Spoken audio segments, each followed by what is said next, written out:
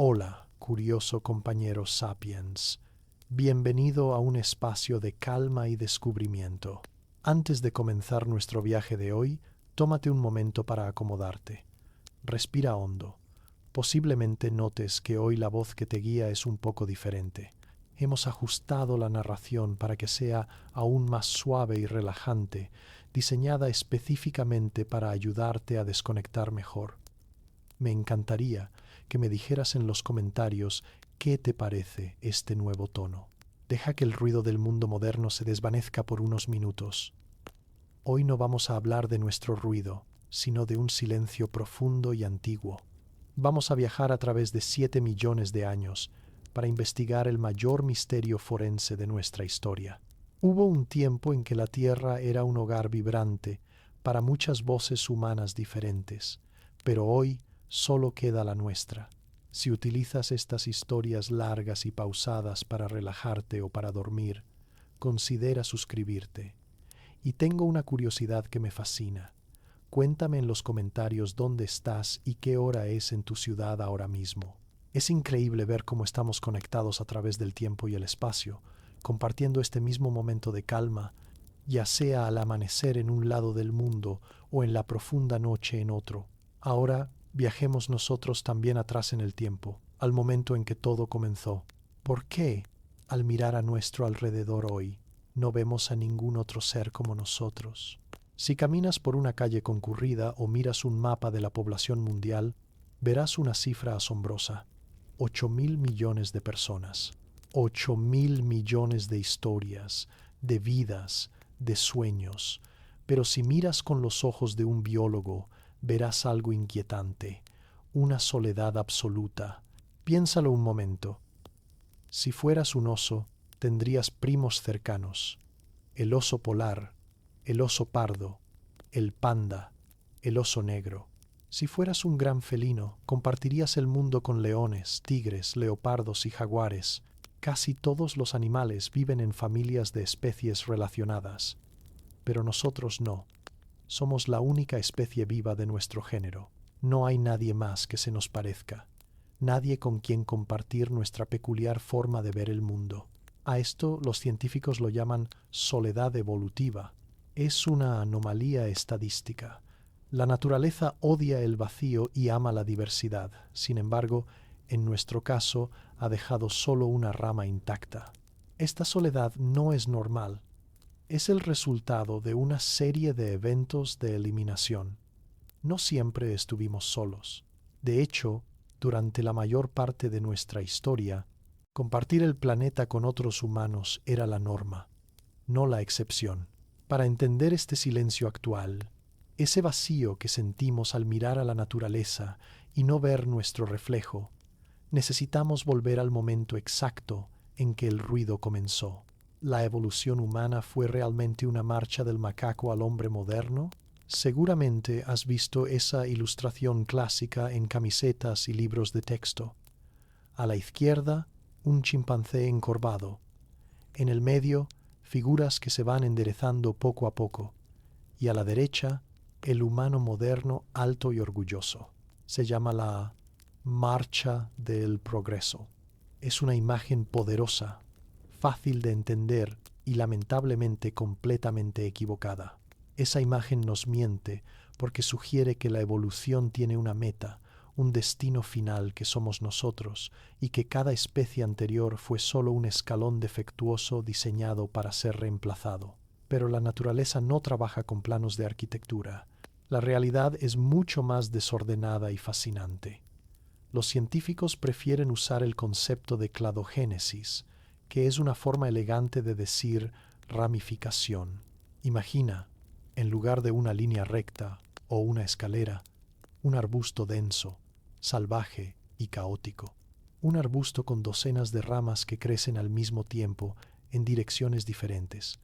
Algunas ramas son gruesas y largas, otras son cortas y se secan rápido. Durante millones de años, muchas de estas ramas, diferentes tipos de humanos y protohumanos, vivieron simultáneamente. Se cruzaron, compitieron e ignoraron unos a otros. Nosotros no somos la cima del árbol, Somos simplemente la última ramita que queda verde en un arbusto que ha sido podado severamente por el tiempo. Pero, ¿dónde plantó este arbusto sus primeras raíces? ¿Qué nos separó de los grandes simios en las antiguas selvas? Para encontrar el inicio de nuestra historia, debemos viajar mentalmente a las densas selvas de África Central hace unos 6 o 7 millones de años. El mundo era más verde, más húmedo y mucho más misterioso.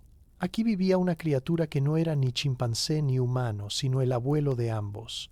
Los científicos lo llaman el último ancestro común, o LCA por sus siglas en inglés. Imagina a este ancestro. Probablemente se parecía mucho a un simio moderno, viviendo en los árboles, seguro en su dosel verde. Pero entonces ocurrió una división invisible.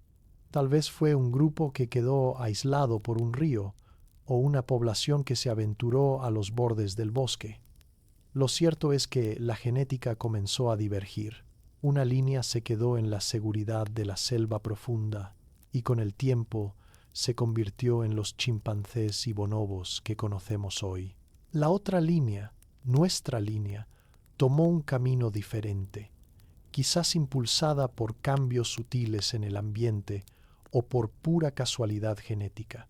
Fósiles, como el del Sahelanthropus chadensis, nos dan pistas borrosas de este momento. No fue una separación dramática de un día para otro, sino un lento adiós biológico a lo largo de miles de generaciones. Estábamos dejando la familia de los grandes simios, pero para sobrevivir a lo que venía, esta nueva línea necesitaría cambiar algo fundamental en su cuerpo. ¿Cuál fue la primera grande aposta biológica de nuestra línea? Antes de que nuestro cerebro creciera, antes de que aprendiéramos a hablar o a tallar piedras, hicimos algo revolucionario. Nos pusimos de pie. El bipedalismo es la característica definitoria que marca el inicio de nuestra aventura separada. No fue una transformación instantánea, sino un experimento gradual. Podemos ver la evidencia de este cambio en el foramen magnum, el orificio en la base del cráneo donde se conecta la columna vertebral. En nuestros ancestros más antiguos, este agujero comenzó a moverse hacia el centro de la base del cráneo, indicando que la cabeza se balanceaba sobre una columna vertical, no colgaba hacia adelante como en los cuadrúpedos. Caminar sobre dos piernas es biomecánicamente costoso y nos hace lentos comparados con un leopardo, pero ofrecía una ventaja inigualable. Liberaba las manos. Imagina las posibilidades. Manos que ya no necesitaban soportar el peso del cuerpo, ahora podían transportar comida, sostener crías o eventualmente manipular el mundo.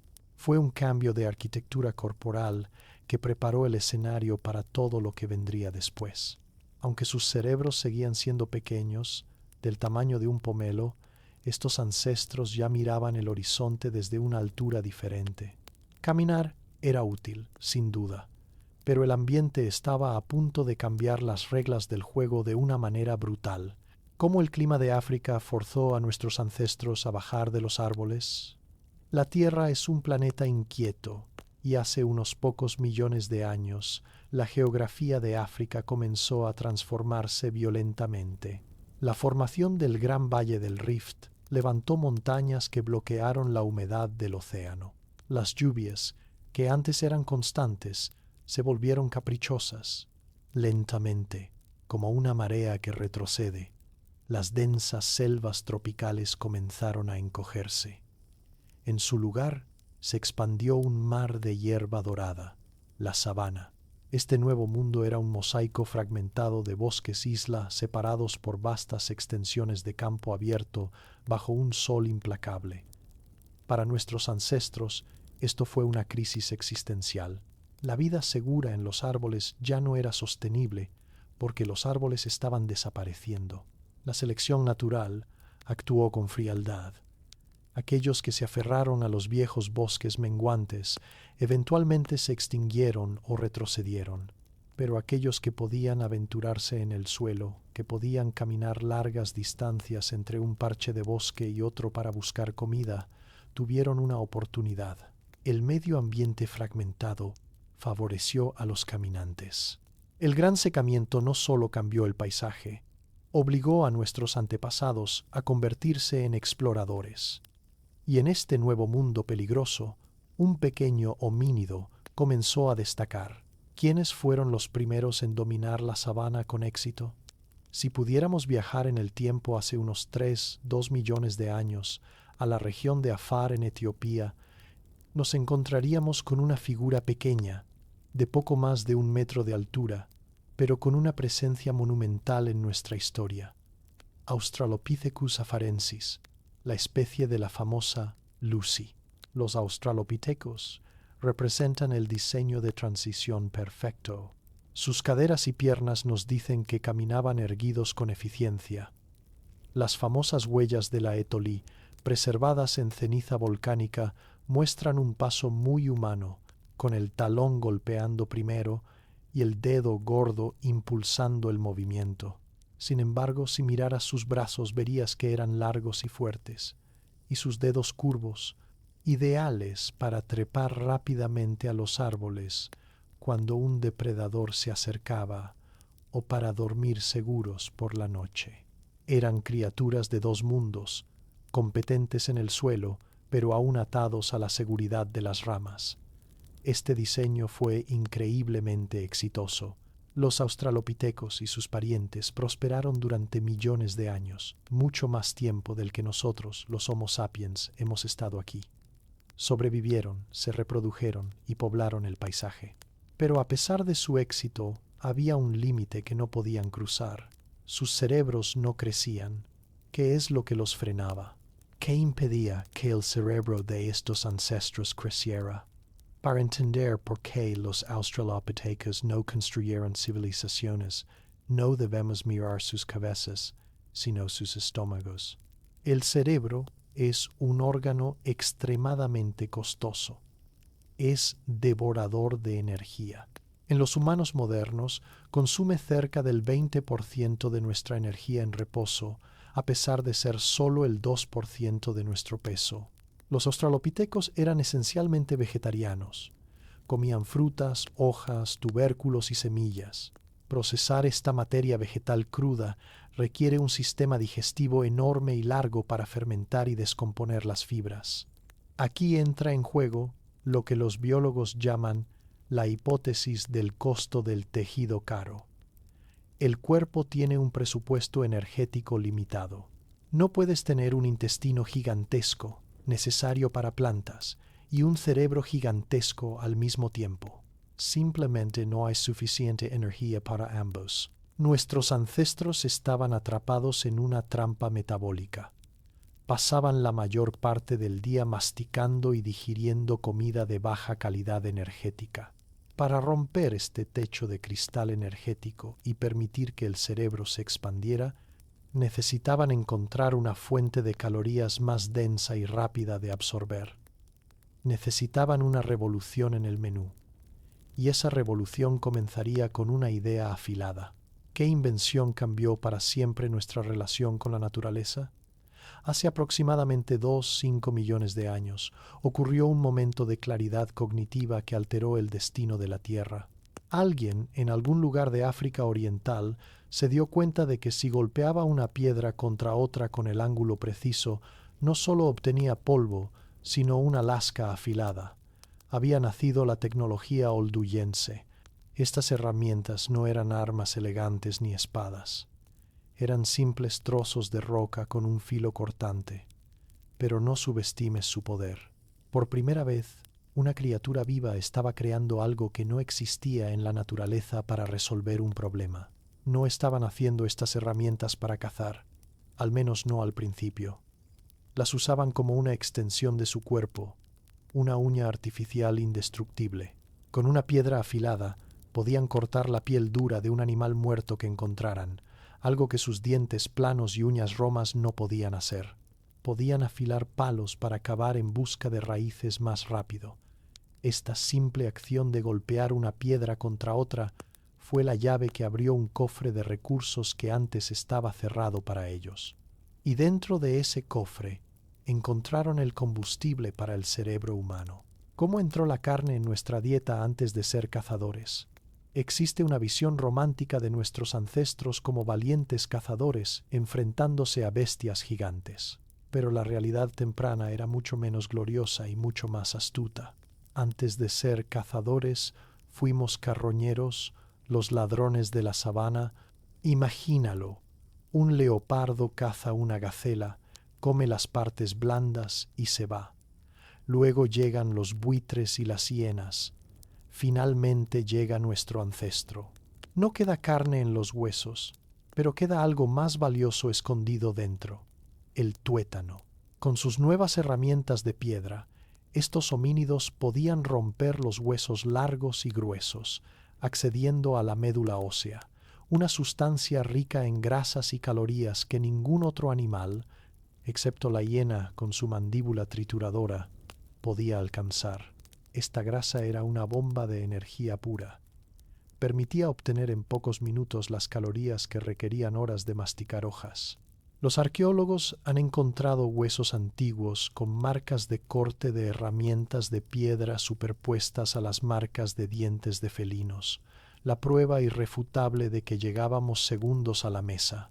Esta inyección de energía de alta calidad redujo la necesidad de un intestino gigante y liberó recursos metabólicos. El camino estaba despejado para el surgimiento del primer miembro oficial de nuestro club. ¿Quién fue el primero en ser llamado humano? Hace unos 2-4 millones de años, la evolución presentó un nuevo modelo, el Homo habilis, el hombre hábil. Este es el momento en que los científicos deciden trazar la línea y decir, aquí comienza nuestro género, el género Homo. El cambio físico fue sutil pero profundo. Debido a la nueva dieta más rica en proteínas y grasas, y al uso de herramientas para procesar la comida antes de ingerirla, las mandíbulas y los dientes grandes ya no eran tan necesarios, por lo que el rostro comenzó a encogerse. Al mismo tiempo, liberado de las restricciones energéticas, el cerebro comenzó a crecer, alcanzando unos 600 centímetros cúbicos. Todavía era pequeño comparado con el nuestro, pero significativamente mayor que el de los australopitecos. El Homo habilis caminaba por el paisaje con una nueva curiosidad y capacidad. Sin embargo, no te imagines a un humano moderno todavía. Eran muy bajos, con brazos largos aún, y vivían en un mundo aterrador lleno de depredadores gigantes. Eran vulnerables. Pero la caja de Pandora de la inteligencia se había abierto. Y curiosamente, la evolución no se detuvo con un solo modelo. Estaba probando varias versiones al mismo tiempo. Había espacio para más de un tipo de humano en África. Hoy damos por sentado que solo existe una forma de ser humano. Pero en la época del Homo habilis, el este de África era un laboratorio de pruebas. Casi al mismo tiempo, apareció otra figura en el registro fósil, el Homo rudolfensis. El Homo rudolfensis era similar al habilis, pero con diferencias intrigantes.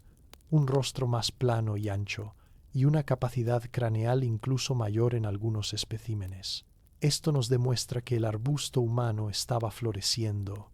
No había una sola línea recta hacia el futuro. Diferentes prototipos de humanos primitivos coexistían en el mismo valle, tal vez ignorándose, tal vez compitiendo por los mismos recursos, o quizás mirándose con recelo desde la distancia. Cada uno de ellos estaba probando nichos ecológicos ligeramente diferentes, formas distintas de sobrevivir en un entorno cambiante. Es un recordatorio de que nuestra existencia no estaba garantizada, éramos solo una de las varias opciones en la mesa. Mientras el habilis y el rudolfensis luchaban por sobrevivir, la naturaleza preparaba un salto mucho más radical.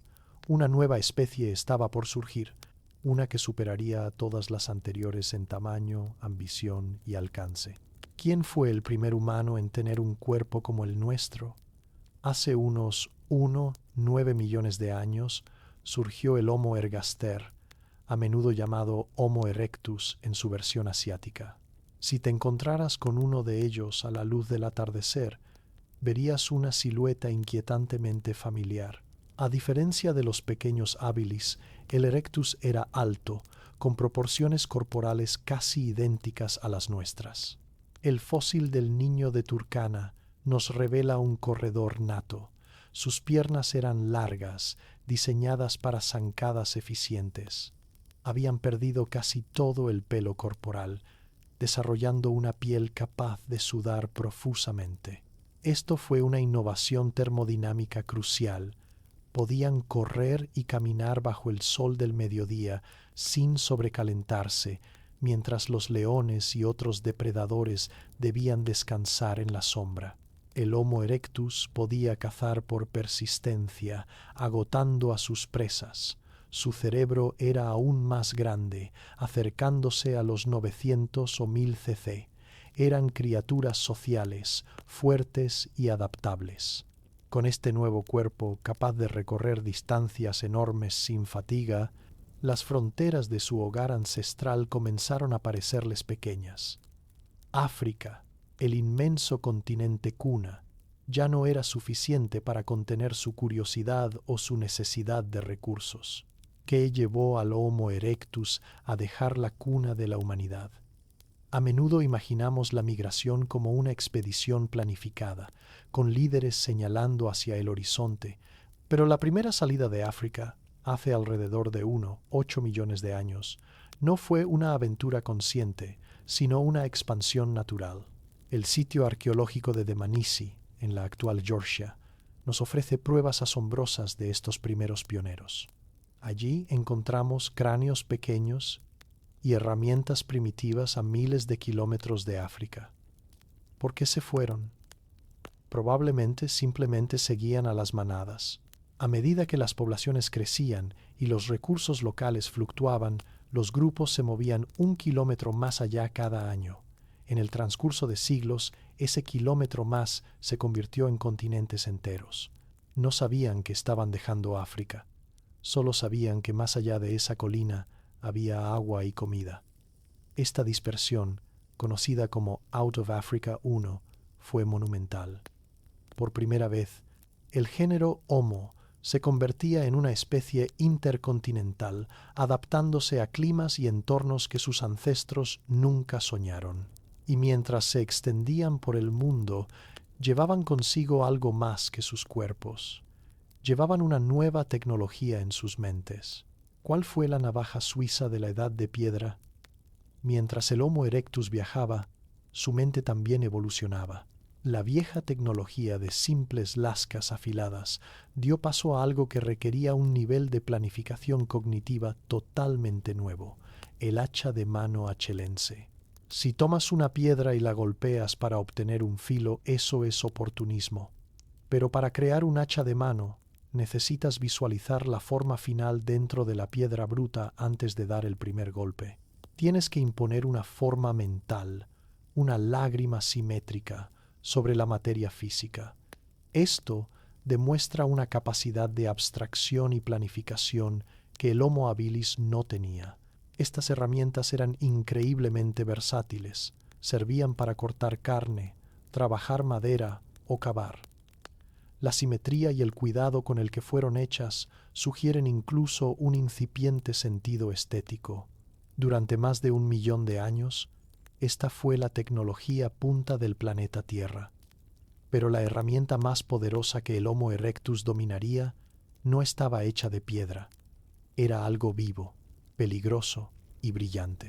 Cómo la captura de una fuerza de la naturaleza cambió nuestra biología. En sitios como la cueva Wonderwerk en Sudáfrica, encontramos rastros de cenizas y huesos quemados que sugieren el control del fuego hace 1 millón de años o más. Dominar el fuego no fue solo una forma de calentarse o espantar a los depredadores en la noche. Fue el inicio de la cocina. Cocinar los alimentos es, biológicamente, una forma de predigestión externa.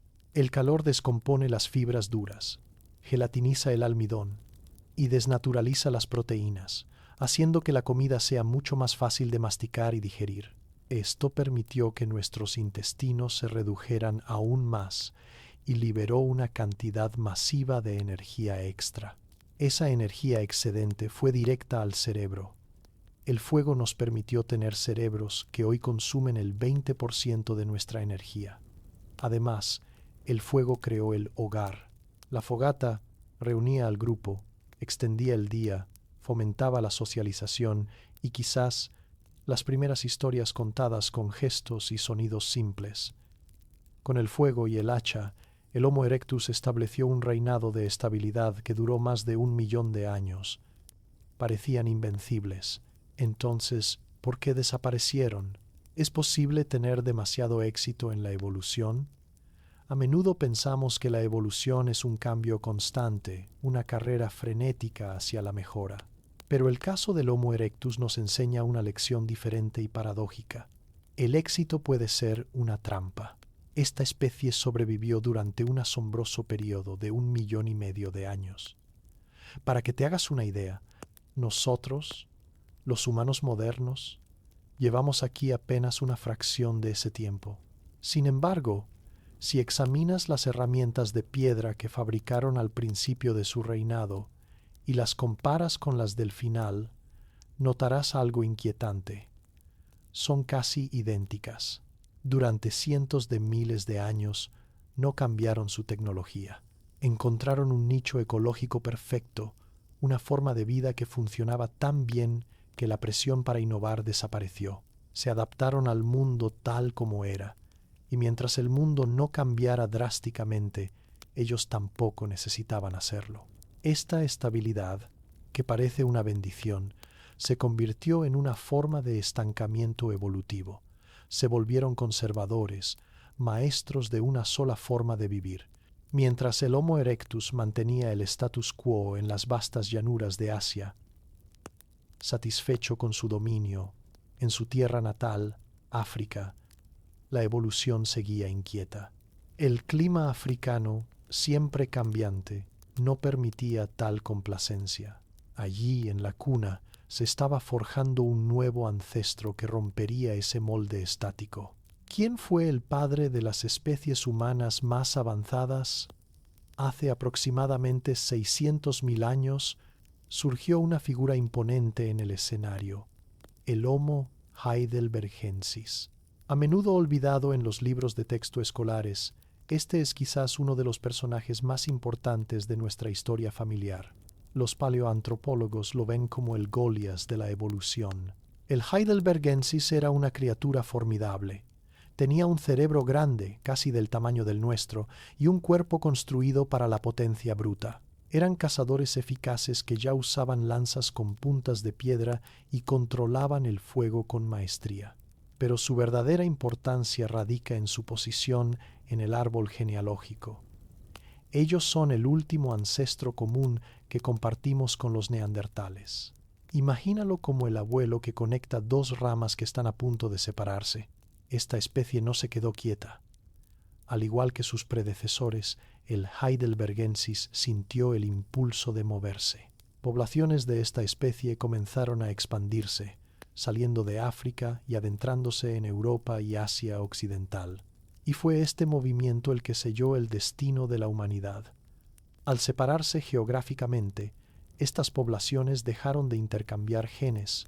La distancia física estaba a punto de convertirse en una distancia biológica insalvable. ¿Cómo el mapa mundi separó el destino de la humanidad? La geografía es el gran escultor de las especies. Cuando los grupos de Homo heidelbergensis se dispersaron, se encontraron con una barrera formidable: la distancia y el clima. Aquellos que se aventuraron hacia el norte, hacia Europa y Asia occidental, quedaron aislados de sus parientes que permanecieron en África. Este aislamiento genético es el motor de la especiación. Imagina dos grupos de la misma familia que dejan de hablarse y de verse durante milenios. En África, el clima tropical y las presiones locales comenzaron a moldear a los que se quedaron en una dirección específica, hacia cuerpos más esbeltos y oscuros, el preludio de nosotros, pero en el norte la historia fue radicalmente diferente.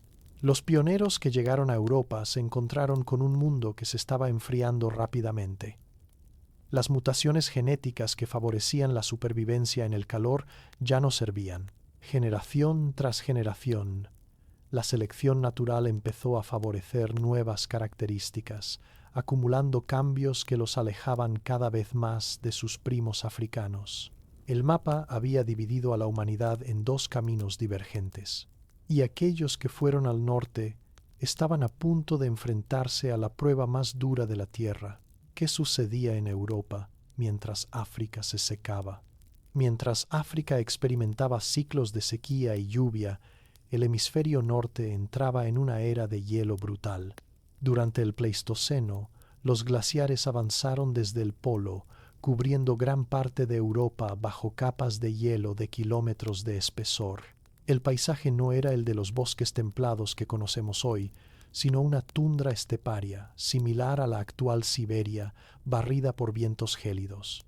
Este ambiente hostil actuó como una criba despiadada. Cualquier característica física que permitiera perder calor, como extremidades largas y delgadas, era una sentencia de muerte por hipotermia. La comida era estacional y escasa. El invierno duraba meses interminables de oscuridad y frío. Solo los organismos más resistentes y eficientes podían esperar sobrevivir. El cuerpo humano, diseñado originalmente para la sabana tropical, tuvo que ser rediseñado por completo. La evolución comenzó a trabajar en una arquitectura corporal que pudiera retener cada caloría, cada gramo de calor. No fue una elección consciente, sino una adaptación forzada por el congelador continental, y de este frío implacable nació la especie humana más robusta que jamás haya existido. ¿Cómo la evolución creó al humano perfecto para el frío? De la forja del hielo emergió el Homo neanderthalensis. Si hoy te encontraras con un neandertal en el metro, vestido con ropa moderna, lo primero que notarías no sería su primitivismo, sino su impresionante constitución física. Eran los reyes del norte, biológicamente diseñados para el invierno eterno. Siguieron estrictamente las reglas biológicas de adaptación al clima, conocidas como la regla de Bergman y la regla de Allen. Sus cuerpos eran más bajos y compactos, con cajas torácicas en forma de barril para retener el calor central. Sus extremidades eran más cortas para minimizar la superficie expuesta al frío. Incluso sus rostros eran herramientas. Esa nariz grande y ancha servía como una cámara de calentamiento y humidificación para el aire gélido antes de que llegara a sus pulmones delicados. Tenían huesos más densos que los nuestros y una musculatura que haría parecer débil a un atleta olímpico moderno. Eran, en todos los sentidos, humanos de tanque, construidos para resistir y persistir. Dominaron Europa y partes de Asia Occidental durante cientos de miles de años. Pero el mundo era grande, y en el lejano oriente otro misterio se estaba gestando. ¿Quiénes eran los humanos misteriosos que vivían en el este? Hasta hace muy poco pensábamos que la historia era simple: neandertales en Europa, sapiens en África. Pero en 2010, un pequeño fragmento de hueso de un dedo meñique encontrado en la cueva de Denisova, en Siberia, cambió todo. El ADN extraído de ese hueso no coincidía con nosotros ni con los neandertales. Habíamos encontrado una especie fantasma, los denisovanos. Los denisovanos son los primos asiáticos de los neandertales. Se separaron de ellos hace mucho tiempo y se adaptaron a los vastos paisajes del este de Asia, desde las frías montañas de Siberia hasta quizás las selvas tropicales del sudeste asiático. Sabemos muy poco de su aspecto físico porque tenemos muy pocos fósiles, pero su ADN nos cuenta una historia de adaptación a las grandes altitudes y resistencia al frío. El descubrimiento de los denisovanos nos mostró que el mundo antiguo estaba mucho más poblado de lo que imaginábamos. El planeta estaba dividido en tres grandes imperios humanos: los neandertales en el oeste, los denisovanos en el este, y nosotros, los sapiens, todavía confinados en el sur. Pero no te equivoques pensando que estos otros eran simples salvajes. Su cultura era profunda. ¿Cuán sofisticados eran realmente los neandertales? Durante mucho tiempo, la palabra neandertal se usó como un insulto. sinónimo de estupidez bruta. Nada podría estar más lejos de la realidad. La evidencia arqueológica reciente nos muestra una especie de profunda inteligencia y sensibilidad.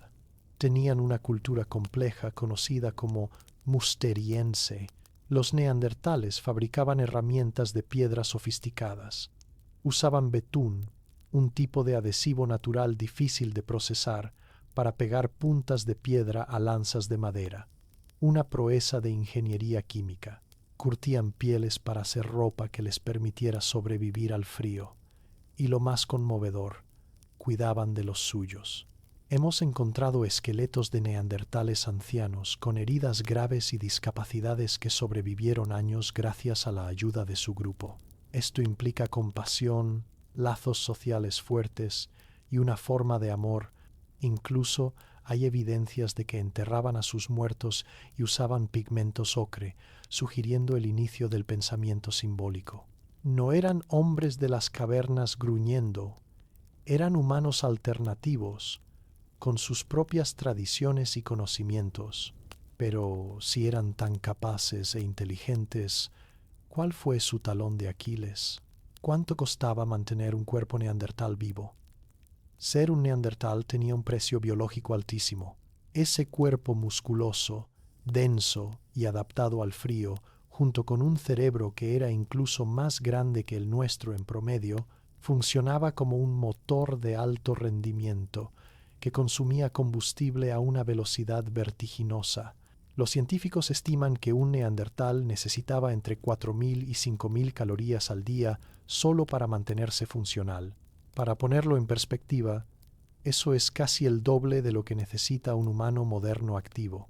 Imagina tener que cazar y recolectar esa cantidad de comida cada día sin supermercados, en un ambiente helado donde las plantas son escasas. Su existencia era una búsqueda constante y desesperada de calorías. No podían permitirse fallar en la caza. Esta demanda energética masiva los hacía vulnerables. Si la caza escaseaba durante unas semanas, o si el clima cambiaba y las presas migraban, las poblaciones neandertales sufrían inmediatamente. Vivían al límite de sus posibilidades energéticas.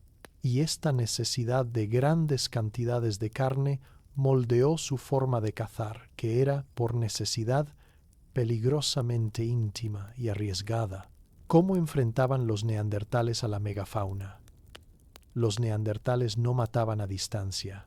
Sus lanzas eran pesadas y gruesas, diseñadas para ser empujadas con fuerza, no lanzadas al vuelo. Para comer, tenían que acercarse a menos de 1 metro de animales gigantescos como mamuts lanudos, rinocerontes y bisontes. Tenían que mirar a la bestia a los ojos. Este estilo de caza, conocido como caza de emboscada y contacto, requería una valentía inmensa y una fuerza brutal, pero tenía un costo físico terrible.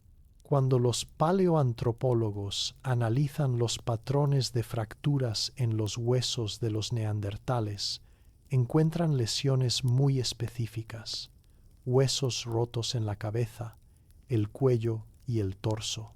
Curiosamente, el único grupo de humanos modernos que muestra un patrón de lesiones similar son los jinetes de rodeo profesional. La vida de un neandertal era un rodeo constante contra la megafauna del Pleistoceno. Cada comida era una batalla que podía dejarte lisiado. Eran formidables, sí, pero su estrategia de supervivencia era físicamente taxativa. Mientras tanto, en islas aisladas del sudeste asiático, la evolución estaba tomando caminos completamente opuestos, creando miniaturas en lugar de gigantes. ¿Qué sucede cuando los humanos quedan atrapados en una isla? En 2003, en la isla de Flores, en Indonesia, los científicos descubrieron algo que parecía salido de un cuento de fantasía. Restos de una especie humana diminuta, de apenas 1 metro de altura. Lo llamaron Homo floresiensis, pero el mundo lo conoce cariñosamente como el Hobbit. Esta especie es un ejemplo perfecto de un fenómeno evolutivo llamado enanismo insular. Cuando una población queda atrapada en una isla con recursos limitados y sin grandes depredadores, ser grande deja de ser una ventaja. Los cuerpos grandes consumen demasiada comida.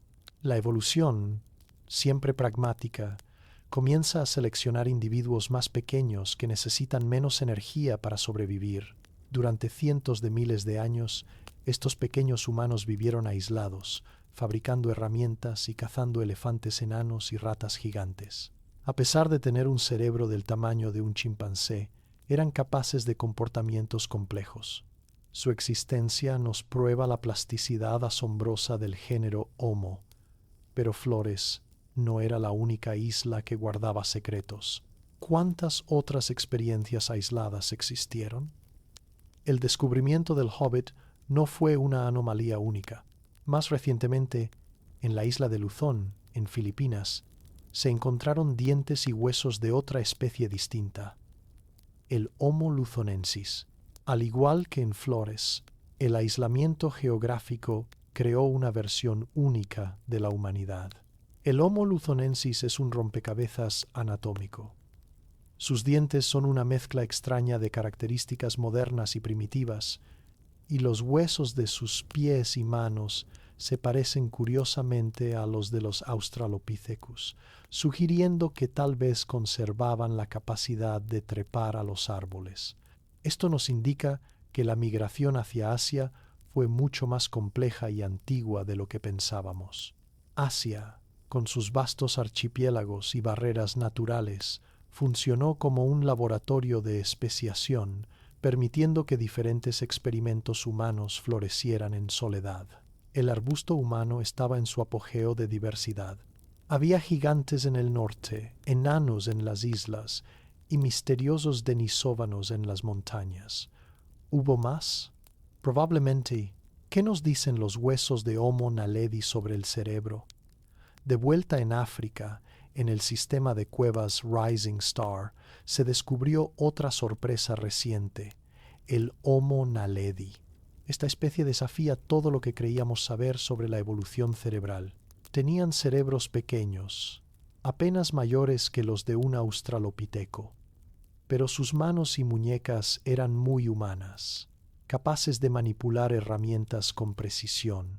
Lo más controvertido y fascinante del Homo naledi es dónde se encontraron sus cuerpos.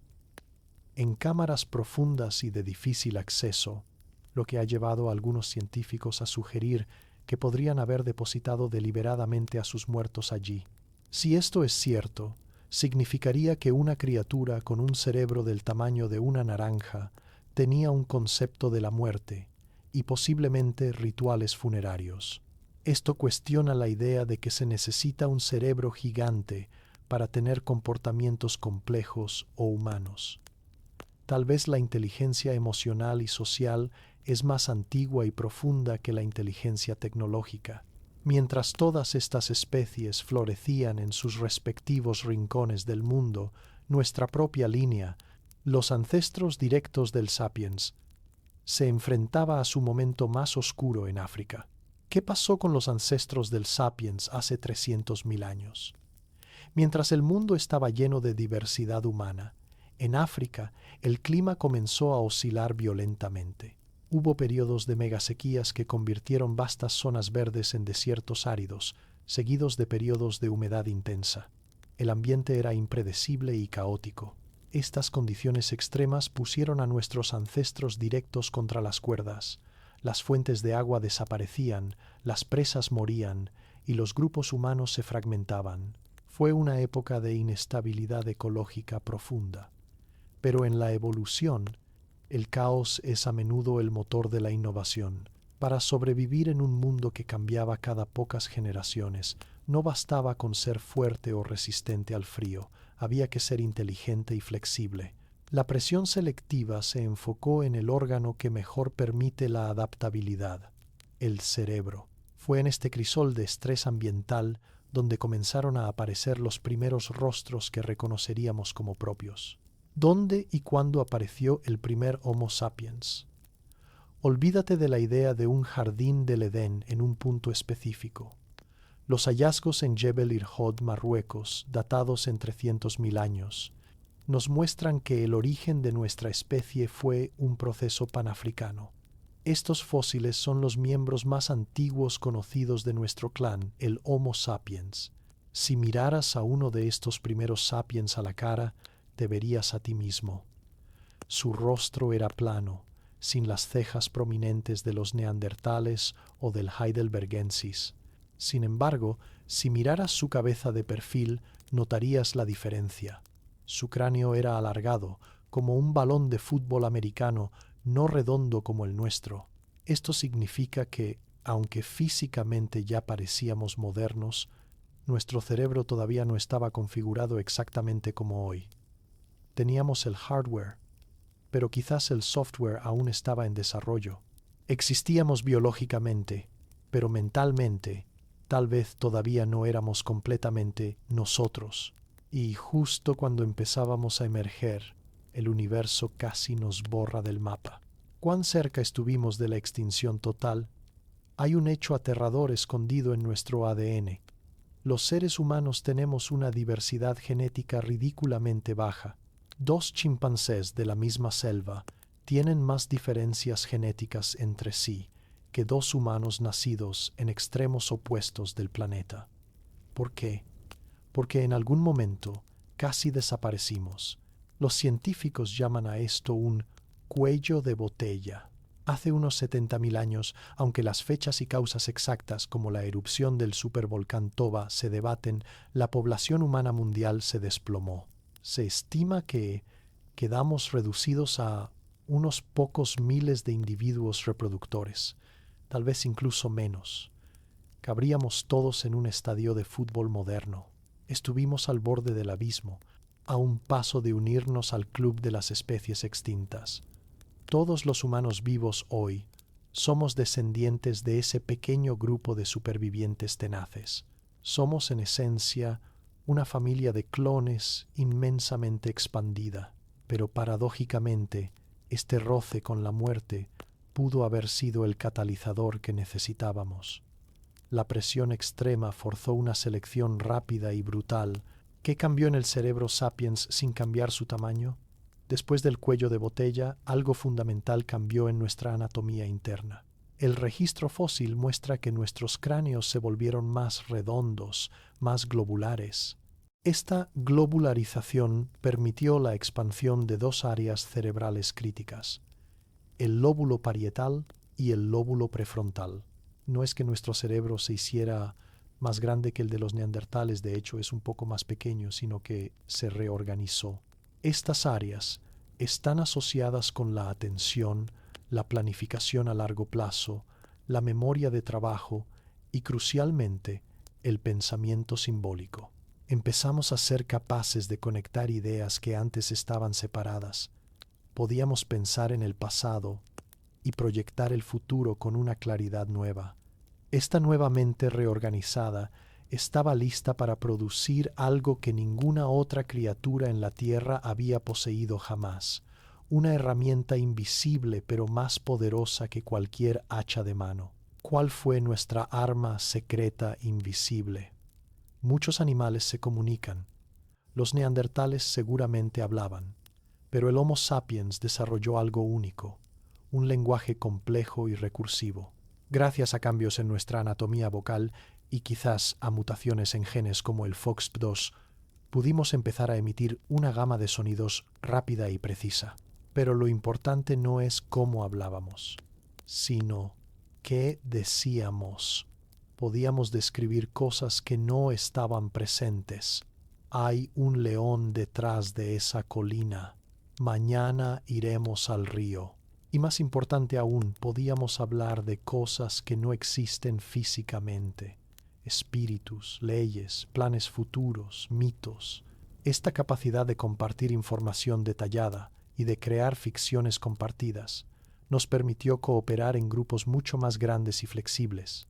Mientras un grupo de neandertales tenía que conocerse íntimamente para confiar unos en otros, los sapiens podían cooperar con extraños si compartían las mismas historias o creencias. El lenguaje fue el pegamento de nuestra sociedad. Cuando empezó la cultura a evolucionar más rápido que la biología, hace unos 70.000 años, empezamos a ver una explosión de creatividad en el registro arqueológico. En la cueva de Blombos en Sudáfrica encontramos trozos de ocre grabados con patrones geométricos abstractos y collares hechos de conchas marinas perforadas. Esto no es supervivencia, esto es identidad. Los humanos empezaron a usar adornos para decir yo soy esto o pertenezco a este grupo. La tecnología también dio un salto. Las herramientas se volvieron más especializadas y complejas. Pero lo más importante es que el conocimiento comenzó a acumularse. Un padre podía enseñar a su hijo no solo cómo hacer una herramienta, sino cómo mejorarla. La cultura se convirtió en un sistema acumulativo, evolucionando mucho más rápido que nuestros genes. Armados con esta nueva mente cognitiva, con un lenguaje sofisticado y una cultura cohesiva, los sapiens intentaron salir de África nuevamente. Pero la primera vez, las cosas no salieron bien. ¿La primera salida del Sapiens fue un éxito? Solemos pensar en nuestra expansión como una ola imparable, pero hubo falsos comienzos. Hace unos 100.000 años, un grupo de Sapiens llegó al Levante en cuevas como Kafse y Skul. Allí se encontraron con los neandertales. ¿Y qué pasó? Fracasamos. Después de un tiempo, los sapiens desaparecieron de esa región y los neandertales recuperaron el territorio. Tal vez fue el clima, tal vez enfermedades, o tal vez simplemente los neandertales eran más fuertes y estaban mejor adaptados a ese entorno en ese momento. Este episodio nos enseña humildad. No éramos superiores por defecto. En un enfrentamiento directo, físico y tecnológico en aquel entonces, perdimos. Tuvimos que retirarnos o morir. Necesitábamos una ventaja mayor para conquistar el mundo, algo que inclinara la balanza definitivamente a nuestro favor. ¿Cómo aprendimos a matar a distancia? La lección fue aprendida. El combate cuerpo a cuerpo es peligroso. En el intervalo entre la primera salida fallida y la segunda exitosa, los sapiens perfeccionaron una tecnología letal, las armas de proyectil. Desarrollamos arcos y flechas y propulsores de lanza. Estas herramientas funcionan con principios físicos simples pero geniales. Almacenan energía mecánica en la tensión del arco o en el brazo de palanca para liberar el proyectil con una velocidad y distancia inalcanzables para el brazo humano solo. Esto cambió la economía de la caza y de la guerra. Podíamos derribar una presa o un enemigo desde 50 metros de distancia, sin riesgo de ser corneados o golpeados, mientras los neandertales seguían teniendo que acercarse y arriesgar sus vidas en cada caza. Nosotros podíamos matar con seguridad y eficiencia. Con esta tecnología en mano, estábamos listos para la segunda ola. Cuando la ola definitiva Sapiens barrió el planeta, hace unos 60.000 a 50.000 años, se abrieron las puertas de África una vez más. Esta vez, la migración Out of Africa 2 fue definitiva.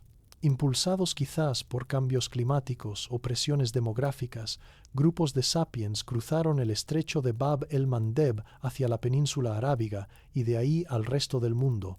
No fue una invasión militar organizada, sino un flujo constante de bandas de cazadores-recolectores moviéndose rápido. Se expandieron por la costa sur de Asia hacia Australia a una velocidad asombrosa y luego giraron hacia el norte, hacia la Europa helada. Esta vez no íbamos a retroceder. Llevábamos con nosotros nuestras agujas de coser, nuestras redes, nuestros propulsores de lanza y nuestras historias. Pero el mundo al que entrábamos no estaba vacío. Estaba ocupado por nuestros primos lejanos. El reencuentro era inevitable y cambiaría la historia de la vida en la Tierra. ¿Qué pasó cuando nos encontramos nuevamente en Europa? Imagina el momento. Una banda de sapiens, ágiles, de piel oscura y adornados con conchas, entrando en un valle europeo neblinoso. Al otro lado, un grupo de neandertales, pálidos, robustos y silenciosos, observándolos. Dos especies humanas, separadas por medio millón de años de evolución, mirándose a los ojos. Sabemos que coexistieron en Europa durante un periodo que va de 2000 a 5000 años, dependiendo de la región. No fue un reemplazo instantáneo. Compartieron el mismo paisaje. Probablemente se espiaban, se evitaban y a veces interactuaban. El choque debió ser tremendo. No solo físico, sino cultural. ¿Se reconocieron como gente o se vieron como monstruos? La arqueología nos dice que hubo superposición, pero la genética nos cuenta una historia mucho más íntima. No fue solo guerra y competencia. Hubo curiosidad, hubo contacto. ¿Cómo sabemos que nuestros ancestros se cruzaron con neandertales? Durante años, los científicos debatieron si hubo sexo entre las especies. El ADN zanjó la discusión en 2010. Si eres de origen europeo, asiático o nativo americano, entre el 1% y el 4% de tu ADN es neandertal. Hubo introgresión genética. En algún momento, en algún lugar, probablemente en el Oriente Medio poco después de salir de África, sapiens y neandertales se aparearon y tuvieron hijos fértiles que fueron criados en las tribus sapiens. Estos genes no son solo basura histórica. Algunos nos ayudaron a sobrevivir, dándonos una piel más adaptada al norte y un sistema inmunológico listo para las enfermedades locales. Llevamos a los neandertales dentro de nosotros, pero si nos cruzamos con ellos, ¿por qué no nos fusionamos? ¿Por qué ellos desaparecieron como entidad distinta? ¿Cometimos el primer genocidio? Es tentador, dado nuestro historial violento moderno, pensar que exterminamos a los neandertales en una guerra de conquista. Sin embargo, hay muy poca evidencia arqueológica directa de batallas masivas o masacres sistemáticas entre especies en esa época. Ciertamente hubo conflictos, escaramuzas territoriales, peleas por una cueva o un rebaño, pero la guerra organizada requiere una densidad de población y una estructura social que tal vez no existía aún. Además, los neandertales eran físicamente mucho más fuertes que nosotros. En un combate cuerpo a cuerpo tendrían ventaja. Es probable que la violencia jugara un papel, pero no fue la única causa, ni siquiera la principal. No necesitábamos matarlos a todos directamente para hacerlos desaparecer. Teníamos una arma mucho más sutil, cruel y letal, la eficiencia pura. ¿Cómo ganar una guerra sin disparar una sola flecha? En ecología existe el principio de Gauss. Dos especies que compiten por los mismos recursos exactos en el mismo lugar no pueden coexistir indefinidamente. Una acabará desplazando a la otra, y los sapiens éramos competidores supremos. Imagina que ambos grupos cazan los mismos ciervos. Los sapiens, con sus armas de proyectil, redes y mejor coordinación grupal, cazan un poco más, con menos riesgo. Necesitamos menos calorías que los neandertales para sobrevivir. Poco a poco, generación tras generación, nosotros nos llevamos la mejor parte del pastel ecológico. Los neandertales se vieron empujados a tierras marginales, a las montañas más altas y pobres. No fue una explosión, fue una lenta asfixia. Sus poblaciones, que ya eran pequeñas, empezaron a disminuir porque sus niños tenían menos comida y morían más a menudo. Ganamos no por ser guerreros más feroces, sino por ser economistas de energía más eficientes. Una alianza con otra especie nos ayudó a vencer. Hay una teoría fascinante que sugiere que no estábamos solos en esta competencia. Algunos científicos creen que la domesticación del lobo, el origen del perro, pudo haber comenzado tan temprano como hace 30.000 o 40.000 años, coincidiendo con el declive neandertal. Los perros rastrean presas con el olfato, los humanos rematan con armas a distancia. Es una simbiosis perfecta que aumenta drásticamente la tasa de éxito en la caza. Los neandertales no tenían perros. Si esta teoría es correcta, la alianza entre dos depredadores, humanos y lobos, creó una fuerza imparable en el ecosistema eurasiático, dejando a los neandertales en una desventaja aún mayor. La presión aumentaba desde todos los frentes. Y entonces, el propio planeta les dio el golpe de gracia. ¿Qué pasó con el campo magnético de la Tierra hace 42.000 años? Justo cuando los neandertales estaban bajo máxima presión por la llegada de los sapiens, ocurrió un desastre cósmico. El campo magnético de la Tierra se invirtió temporalmente en lo que conocemos como el evento Laschamp. El escudo magnético del planeta colapsó casi por completo. Esto permitió que la radiación ultravioleta y los rayos cósmicos bombardearan la atmósfera, dañando la capa de ozono y provocando cambios climáticos abruptos y violentos. Para una población neandertal que ya estaba estresada y fragmentada, esto pudo haber sido catastrófico. Aumentó la radiación, cambió el clima y quizás causó extinciones locales de sus presas. Nosotros, con nuestra mejor ropa, refugios más sofisticados y adaptabilidad cultural, pudimos capear la tormenta un poco mejor. Para ellos fue el comienzo del fin. ¿Qué sucede cuando una población se vuelve demasiado pequeña? El análisis genético de los últimos neandertales nos cuenta una historia triste. Sus genomas muestran altos niveles de homocigosis, lo que indica una consanguinidad severa. Se estaban reproduciendo entre parientes cercanos, primos, medios hermanos, no por elección, sino por falta de opciones. Cuando los grupos se aíslan y se reducen, la diversidad genética cae. Esto lleva a la depresión endogámica.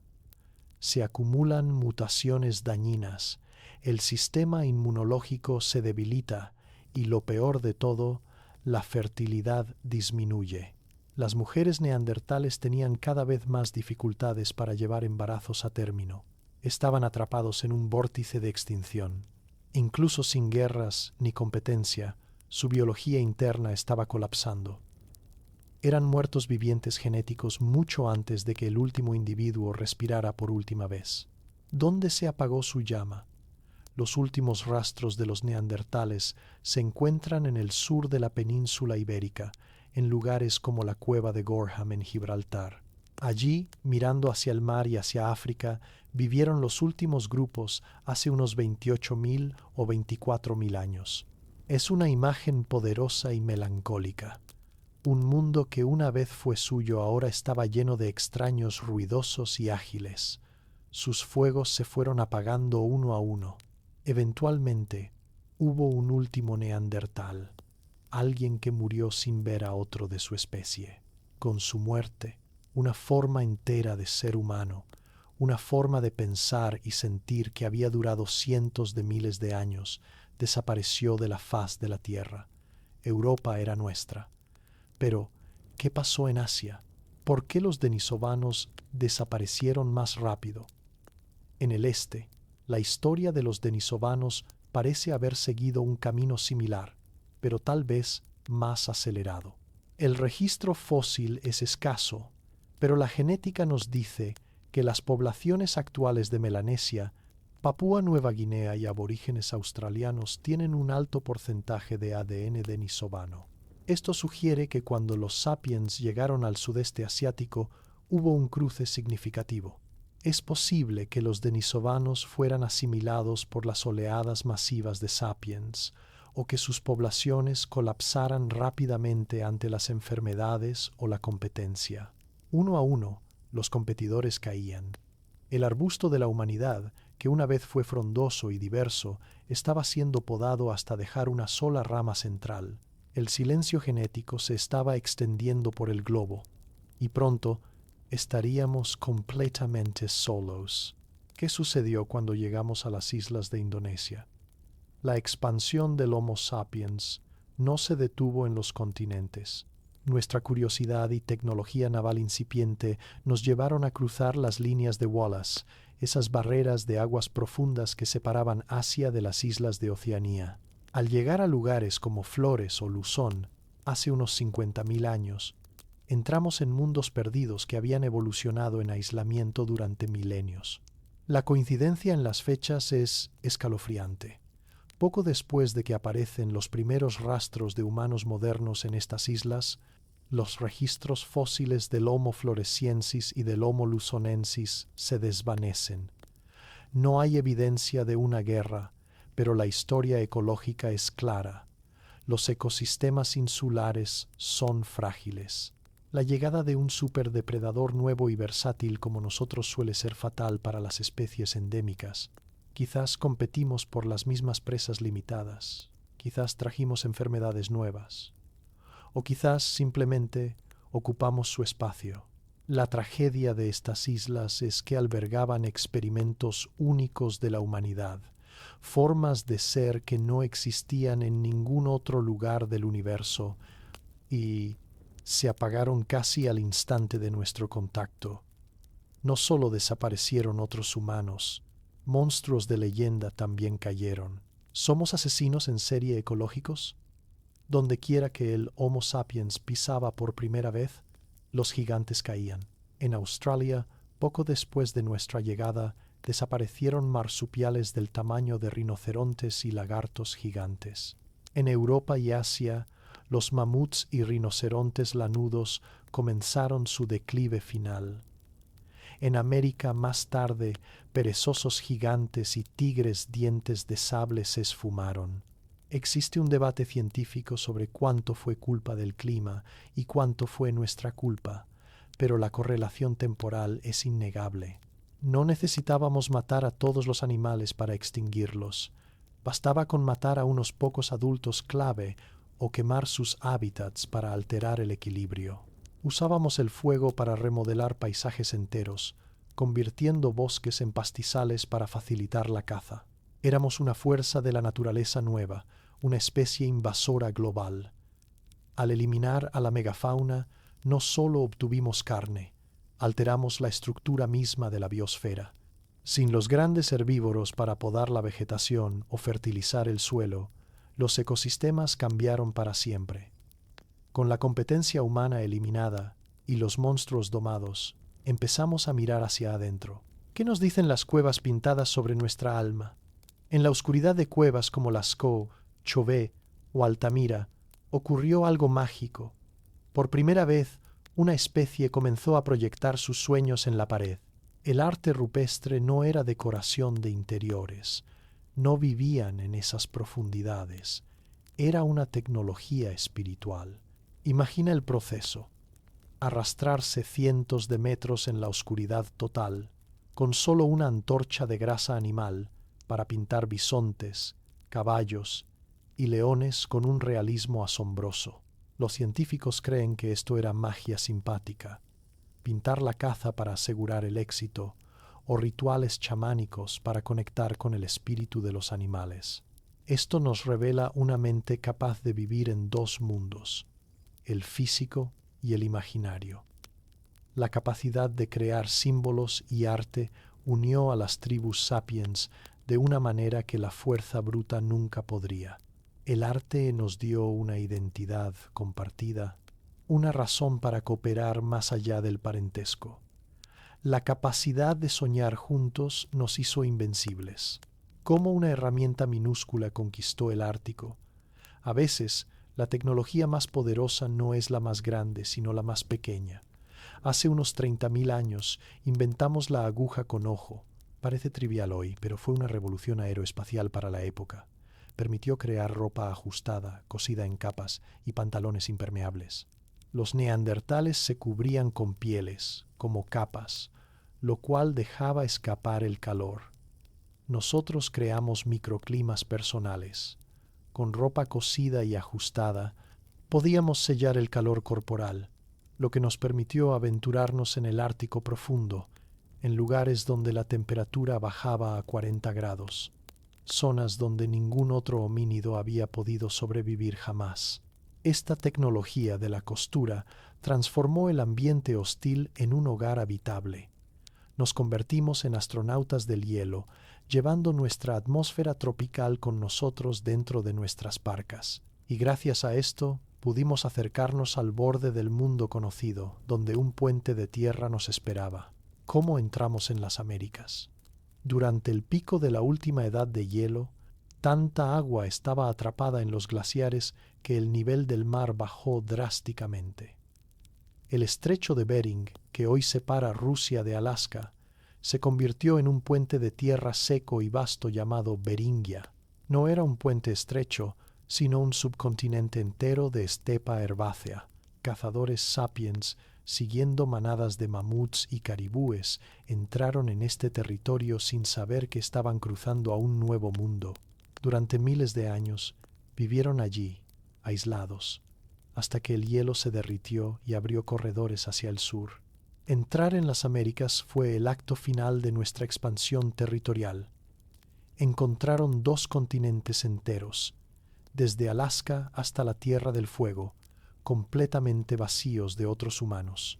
Fue una tierra virgen, llena de recursos y megafauna ingenua que no temía al hombre. La expansión estaba completa. Éramos, por fin, una especie verdaderamente global. Si somos todos sapiens, ¿por qué parecemos diferentes? Al extendernos por el globo, desde el sol ecuatorial hasta la nieve escandinava, nuestros cuerpos comenzaron a readaptarse ligeramente. La piel oscura, esencial en África para protegerse de los rayos UV, bloqueaba demasiada luz en el norte, impidiendo la producción de vitamina D. Así, las poblaciones del norte desarrollaron pieles pálidas para absorber la luz escasa. Otras características, como la forma de los ojos, la textura del cabello o la tolerancia a la lactosa, son adaptaciones recientes y superficiales ocurridas en los últimos 10.000 o 20.000 años. Biológicamente, estas diferencias son minúsculas, apenas una capa de pintura sobre un chasis idéntico. Es fundamental entender esto. Las razas no son subespecies biológicas profundas como lo eran los neandertales o los erectus. Son adaptaciones climáticas locales y rápidas. Bajo la piel todos somos increíblemente parecidos, mucho más de lo que nuestros ojos nos sugieren. ¿Cuán semejantes somos unos a otros? Para un genetista, la humanidad es aburridamente homogénea. Si tomas a 2 chimpancés de la misma selva en África, encontrarás más diferencias en su código genético que si comparas a un humano de Noruega con uno de Australia. Esto es el eco de ese cuello de botella del que hablamos antes. Somos una familia joven y pequeña que creció demasiado rápido. No hemos tenido tiempo evolutivo suficiente para acumular grandes diferencias. Todos somos descendientes de esa pequeña tribu que casi se extinguió hace 70.000 años. Esta uniformidad es nuestra mayor fortaleza biológica. Podemos reproducirnos con cualquier otro humano del planeta, pero también es un recordatorio de nuestra fragilidad. Somos una sola cosecha genética. Pero, ¿qué hubiera pasado si las otras ramas no se hubieran secado? ¿Cómo sería el mundo hoy con neandertales vivos? Imagina por un momento un presente alternativo. Entras en una cafetería y quien te sirve el café tiene una frente prominente, una fuerza descomunal y una voz aguda y nasal. Es un neandertal. ¿Cómo sería nuestra sociedad? ¿Habríamos creado una sociedad integrada, valorando sus diferentes capacidades cognitivas? ¿O habríamos instaurado el racismo más brutal de la historia, un especismo legalizado? Es probable que los hubiéramos usado para trabajos físicos pesados o para la guerra explotando su fuerza. Quizás tendríamos leyes diferentes para ellos. Tal vez la religión tendría que explicar por qué Dios creó 2 tipos de humanos. Su presencia habría destrozado nuestro ego antropocéntrico. No nos sentiríamos los elegidos únicos de la creación, pero ellos no están aquí. Aunque, en cierto modo, sí lo están. Los neandertales aún viven dentro de nosotros. Cuando nuestros ancestros se cruzaron con los neandertales, no solo intercambiaron fluidos, intercambiaron llaves de supervivencia. Los neandertales llevaban cientos de miles de años en Europa. Su sistema inmunológico ya sabía cómo combatir las enfermedades locales. Nosotros, recién llegados de África, éramos vulnerables. Al heredar sus genes, especialmente los del sistema HLA, obtuvimos un antivirus actualizado instantáneo. Fue un atajo evolutivo. Aquellos híbridos que tenían estos genes sobrevivieron más y tuvieron más hijos. Hoy, gran parte de nuestra capacidad para resistir ciertos virus y bacterias eurasiáticas se la debemos a ese antiguo mestizaje. Es el regalo de despedida de nuestros primos extintos, una herencia que corre por tus venas ahora mismo, protegiéndote en silencio. ¿Nuestras alergias y depresión vienen de los neandertales? No todo el legado genético fue positivo. Los genes que eran útiles en la edad de piedra pueden ser perjudiciales en la vida moderna de oficinas y supermercados. Estudios recientes vinculan fragmentos de ADN neandertal con un mayor riesgo de sufrir diabetes tipo 2, adicción a la nicotina, problemas de coagulación e incluso depresión. Por ejemplo, una coagulación rápida de la sangre era genial si te hería un mamut y necesitabas que la herida cerrara rápido para no desangrarte. Hoy, esa misma característica nos predispone a infartos y trombosis cuando pasamos la vida sentados. Nuestros cuerpos son museos de adaptaciones antiguas que chocan con nuestro estilo de vida actual. El pasado biológico no se borra, simplemente se oculta y a veces nos pasa factura. ¿Qué consolidó nuestro dominio total? Hace unos 10.000 años ocurrió el cambio más radical en la historia de nuestra especie. Dejamos de caminar. Inventamos la agricultura. Pasamos de adaptarnos al entorno a obligar al entorno a adaptarse a nosotros. Domesticamos plantas y animales, creando una fuente de calorías predecible y masiva. El sedentarismo permitió que la población humana explotara. Ya no había límite natural impuesto por la caza. Podíamos alimentar a más bocas, construir aldeas, luego ciudades, luego imperios. Esta revolución selló el destino del planeta. Con la agricultura ocupamos cada rincón fértil, desplazando a la naturaleza salvaje. Si quedaba algún grupo relicto de homínidos arcaicos en algún bosque, la expansión agrícola probablemente acabó con su hábitat. Nos convertimos en los dueños de la tierra. ¿Por qué los grupos grandes sapiens funcionan y los grupos grandes de simios no? El antropólogo Robin Dunbar sugirió que hay un límite cognitivo en el número de relaciones sociales estables que podemos mantener, unas 150 personas. Es el tamaño de una tribu natural. Sin embargo, vivimos en ciudades de millones. ¿Cómo? La clave es nuestra capacidad de creer en ficciones compartidas. Dioses, naciones, dinero, leyes, un chimpancé y probablemente un neandertal solo confía en quien conoce personalmente. Un sapiens confía en un extraño si ambos creen en el mismo Dios o aceptan el mismo billete de dólar. Esta supercooperación nos permitió movilizar ejércitos, construir pirámides y crear redes comerciales globales. Los neandertales, limitados a clanes pequeños e íntimos, nunca podrían haber organizado una fuerza de 1000 individuos. Nuestra imaginación colectiva fue nuestra arma de destrucción masiva. La guerra es una invención sapiens. En el sitio de Nataruk, en Kenia, encontramos los restos de una masacre de hace 10.000 años. Hombres, mujeres y niños atados y con los cráneos destrozados. Es la evidencia más antigua de guerra organizada. Esto nos muestra el lado oscuro de nuestra cooperación, la capacidad de deshumanizar al otro. Para crear un grupo nosotros fuerte, a menudo necesitamos un enemigo, ellos. Esta psicología tribal nos permitió exterminar no solo a tribus rivales, sino probablemente a las otras especies humanas. Si vimos a los neandertales como otros, como bestias o demonios, la violencia contra ellos habría estado moralmente justificada en la mente de nuestros ancestros. La guerra no es solo violencia, es violencia coordinada y socialmente aprobada. ¿Sobrevivió alguien hasta muy recientemente?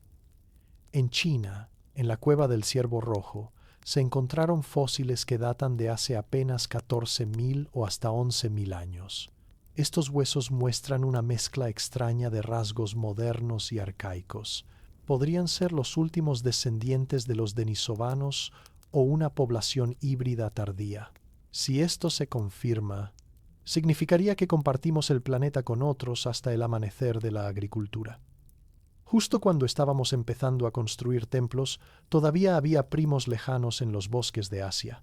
El silencio total es un fenómeno muy reciente. Durante casi toda nuestra historia hubo otras voces. Que se hayan apagado justo antes de que empezáramos a escribir la historia es una coincidencia trágica. ¿Qué perdimos con la extinción de ellos? Al perder a las otras especies humanas, perdimos formas alternativas de pensar, de sentir, de resolver problemas. La evolución había creado diferentes tipos de mentes humanas. La mente neandertal, quizás más visual y espacial, la mente denisovana, adaptada a otros mundos sensoriales. Ahora vivimos en una monocultura cognitiva. Solo existe una forma de ser humano. Es como si en una orquesta solo quedaran los violines. La música sigue sonando, pero le falta la profundidad, el bajo, la variedad que aportaban los otros instrumentos. Esta soledad nos ha vuelto egocéntricos. Al no tener a nadie con quien compararnos, creemos que somos el centro inevitable de la creación. La existencia de ellos era un espejo donde podíamos vernos realmente. Sin ese espejo, solo vemos nuestro propio reflejo distorsionado. ¿Podemos traer a los neandertales de vuelta? La ciencia ficción se está volviendo realidad. Con tecnologías como CRISPR y la clonación, y teniendo el genoma neandertal secuenciado, teóricamente podríamos desextinguir a un neandertal. Podríamos modificar un embrión humano para que tenga ADN neandertal e implantarlo. Pero, ¿debemos? Imagina a ese niño, un ser de otra era, nacido solo en un laboratorio, sin familia, sin tribu, estudiado como un espécimen de museo toda su vida. Sería el ser más solitario del universo. La tecnología nos da el poder de dioses, pero nuestra sabiduría sigue siendo la de primates impulsivos. Este debate ético nos muestra que, aunque anhelamos romper nuestro silencio, tal vez hay puertas que no deberíamos abrir. ¿Estamos creando nuestra propia competencia? Curiosamente, mientras lamentamos la pérdida de nuestros primos biológicos, estamos ocupados creando una nueva mente no humana, la inteligencia artificial. Por primera vez desde hace 40.000 años, estamos a punto de compartir el planeta con una entidad que es inteligente, pero no es nosotros. Esta vez, la dinámica es diferente. Nosotros somos los viejos, los creadores, los arcaicos. La IA es la nueva llegada, evolucionando a una velocidad exponencial. ¿Se repetirá la historia? ¿Seremos nosotros los neandertales esta vez, superados por una mente más eficiente y rápida? El encuentro con la IA es lo más parecido que tendremos a encontrarnos con una especie alienígena o un nuevo tipo de humano. La historia de nuestra evolución nos enseña que la coexistencia de inteligencias rivales suele ser complicada. ¿La evolución se detuvo para nosotros? A menudo pensamos que ya no evolucionamos, que la tecnología ha frenado la selección natural. Es falso. Seguimos cambiando, pero ahora nosotros estamos tomando el control. Estamos pasando de la selección natural a la selección intencional a través de la ingeniería genética. Pronto podremos elegir los rasgos de nuestros hijos, eliminar enfermedades, aumentar la inteligencia, cambiar la apariencia. Estamos a punto de convertirnos en los diseñadores de nuestra propia biología. Esto podría llevarnos a una nueva especiación. Si los ricos pueden pagar mejores genes y los pobres no, podríamos dividirnos biológicamente en castas, creando efectivamente dos especies humanas nuevas. El arbusto podría volver a ramificarse, pero esta vez artificialmente. La colonización de Marte creará una nueva especie. Si cumplimos nuestro sueño de colonizar otros planetas, la evolución se acelerará.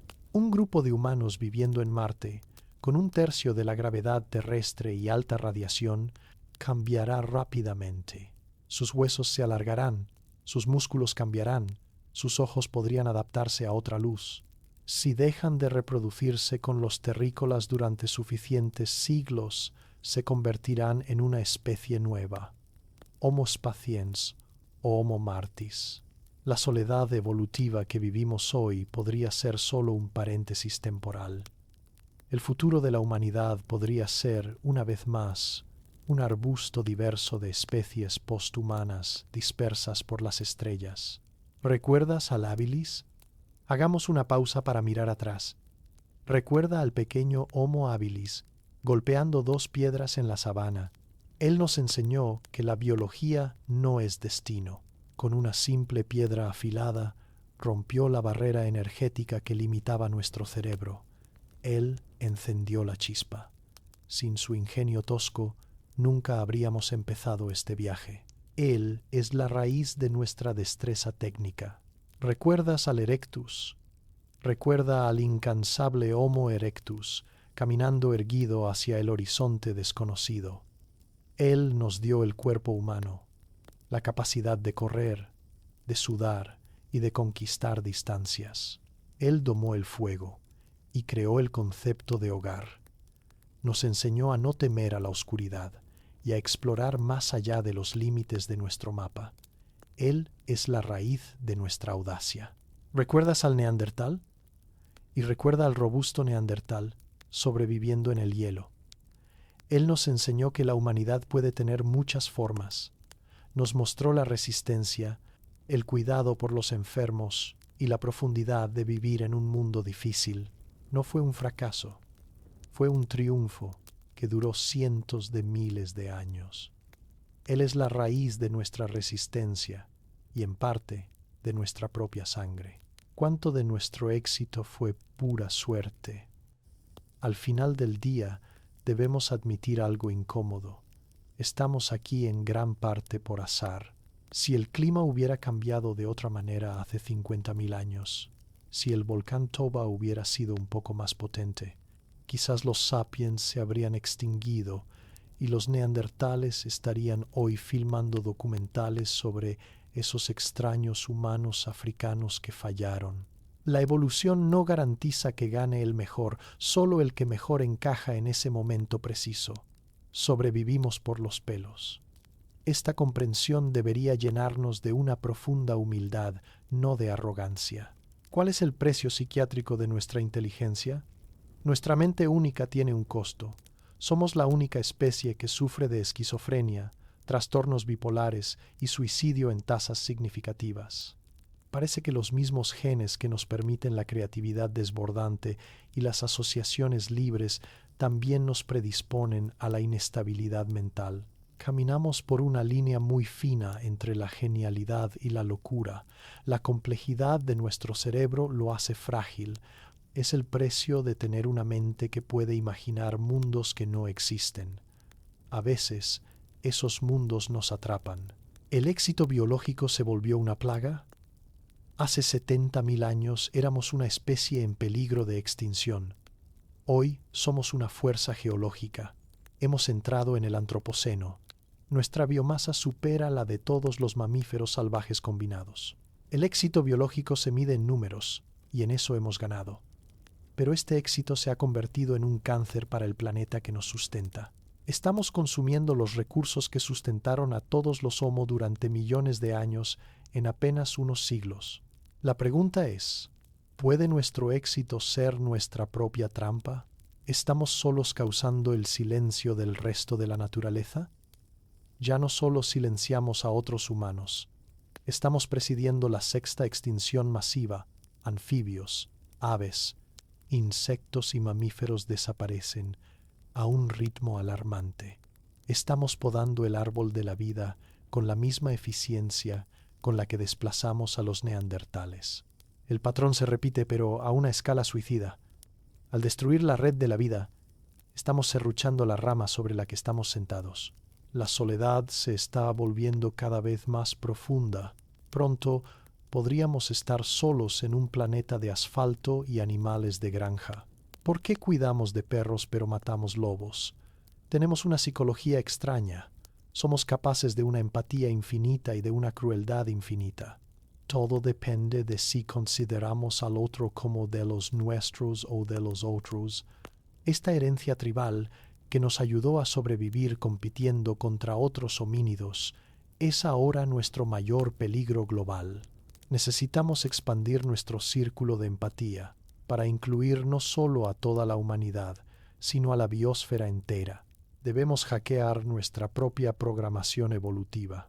¿Dónde estaban las mujeres en esta historia? A menudo, la historia de la evolución se cuenta como una historia de hombres cazando, pero la verdadera historia está en las mujeres.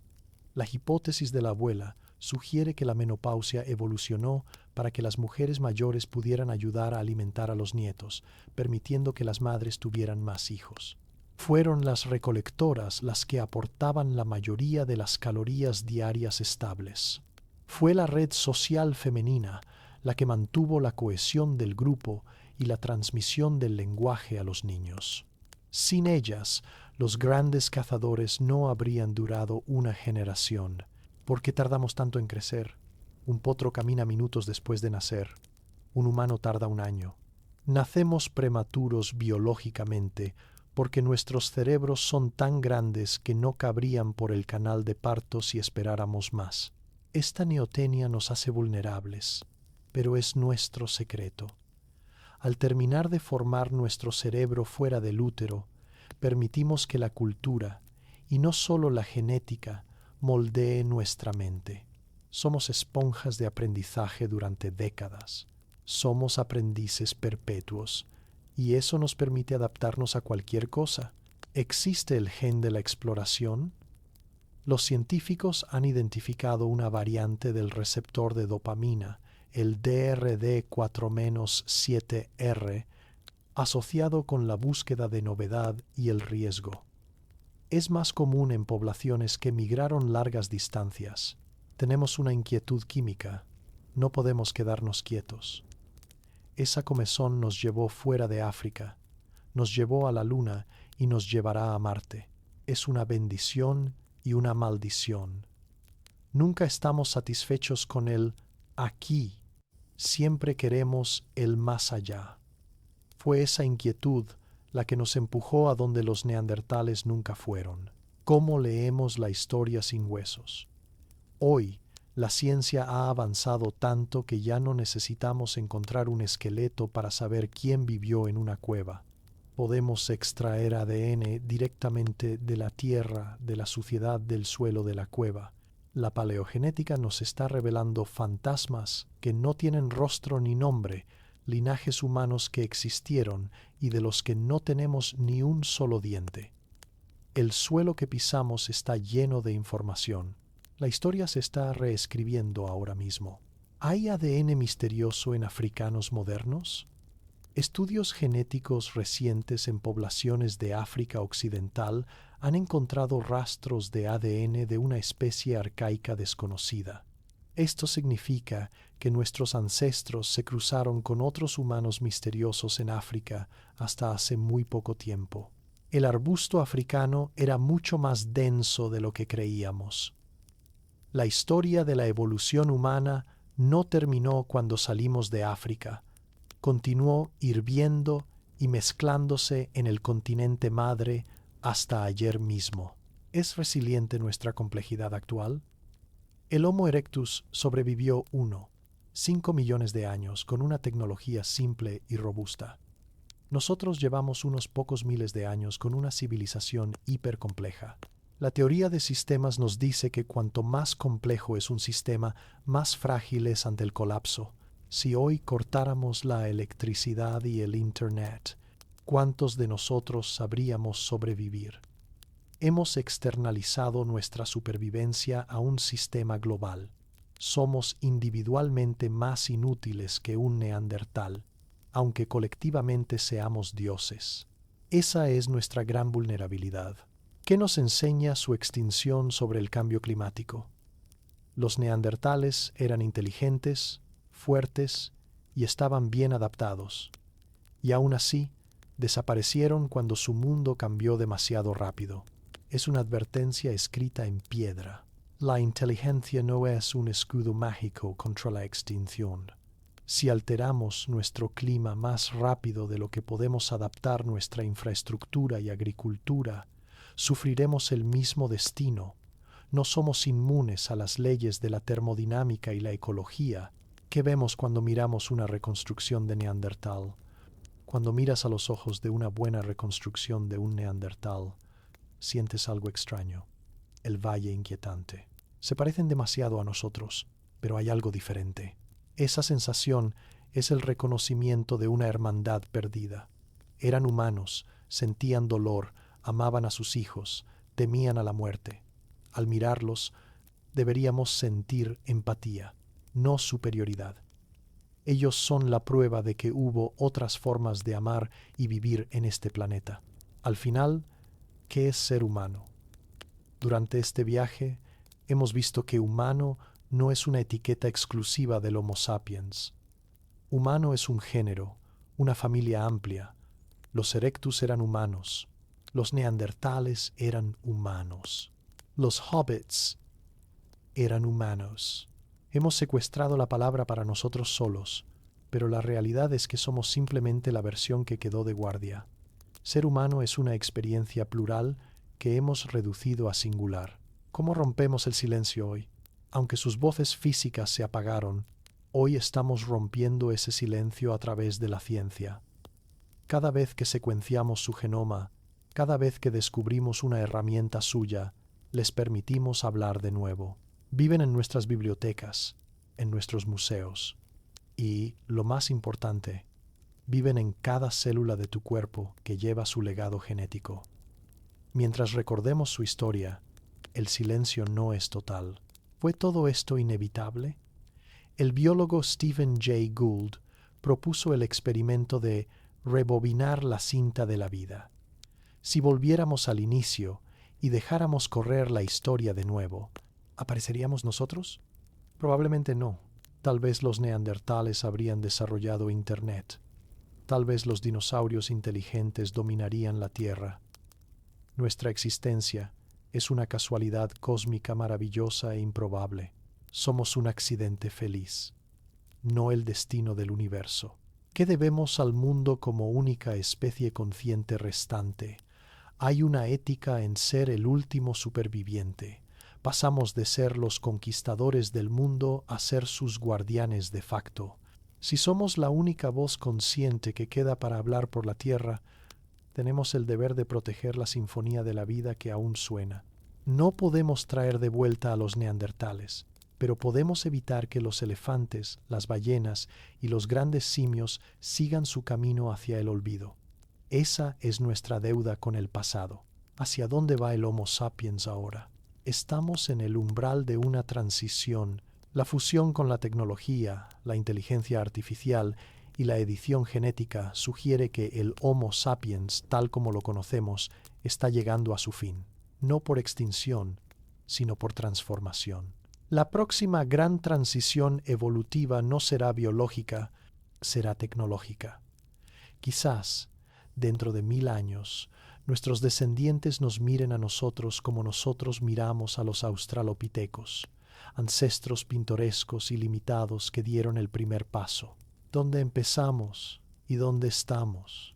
Hemos viajado desde las selvas de Chad hace 7 millones de años. Bajamos de los árboles, nos pusimos de pie, tallamos piedras, tomamos el fuego, salimos de África, sobrevivimos al hielo, convivimos con gigantes y nos quedamos solos. Es una historia de sangre, hielo, ingenio y suerte. Una saga épica escrita en nuestro ADN. De ser un primate asustadizo a ser un dios tecnológico planetario, ¿por qué fracasaron? Quiero dejarte con una reflexión final. El título de este video habla de por qué las otras especies fracasaron, pero esa es una visión injusta. El Homo erectus vivió casi 2 millones de años. Nosotros llevamos aquí solo 300.000. En términos de tiempo, ellos fueron mucho más exitosos que nosotros hasta ahora. La extinción no es un fracaso, es el fin natural de todo ciclo biológico. Ellos tuvieron su tiempo bajo el sol, y lo aprovecharon magníficamente. ¿Por qué nosotros no? ¿Y nosotros? Nosotros seguimos aquí no porque seamos perfectos, sino porque somos flexibles. Nuestra capacidad de cambiar nuestro comportamiento, de reescribir nuestro software cultural ante la crisis, es nuestra única ventaja real. Pero esa flexibilidad está siendo puesta a prueba ahora más que nunca. La pregunta no es cómo sobrevivimos al pasado, sino si tenemos la sabiduría para sobrevivir a nuestro propio éxito en el futuro. Puedes oír el silencio. La próxima vez que estés solo en la naturaleza, cierra los ojos. Escucha el viento, los pájaros, y trata de escuchar el espacio vacío, el hueco donde deberían estar las otras voces humanas, los cantos de los neandertales, las risas de los hobbits. Ese silencio es el monumento a nuestra historia. Es un recordatorio de nuestra soledad y de la inmensa fragilidad de estar vivo. ¿Qué haremos con nuestro tiempo? Gracias por acompañarme en este largo viaje a través del tiempo profundo. La historia de nuestra familia es compleja, trágica y hermosa. Y lo más importante, aún no ha terminado. Nosotros somos los autores del próximo capítulo. Si esta historia te ha dado una nueva perspectiva sobre lo que significa ser humano, considera suscribirte para más viajes como este. Mantén la curiosidad, mantén la calma y recuerda, eres el resultado de 7 millones de años de victorias improbables. Haz que valga la pena. Te veo en la próxima historia.